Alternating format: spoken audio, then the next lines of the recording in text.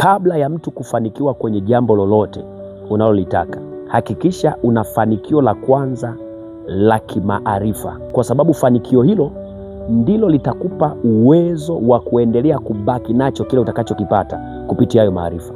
Lakini fanikio lolote lile ambalo linakuja pasipokuwa na maarifa na hilo fanikio, jua kabisa ni mlango wa kukuangamiza na kukuharibu, kwa sababu chochote kile ambacho wewe ukielewi, unapopewa ukiendeshe, jua kabisa kitakuua, utapata nacho ajali. Sio kwa sababu ni kibaya, hapana, ila maarifa yaliyokuwa ndani yako hayatoshei kuongoza kile ulichopewa, hayatoshei kuongoza mafanikio ulio nayo.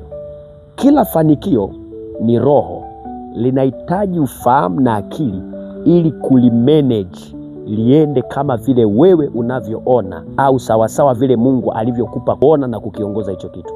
Nje ya hapo, fanikio utakalopata halitadumu, kwa sababu halina siri ya hekima na nguvu nyuma yake. God bless you, Genius Prophet. Amen.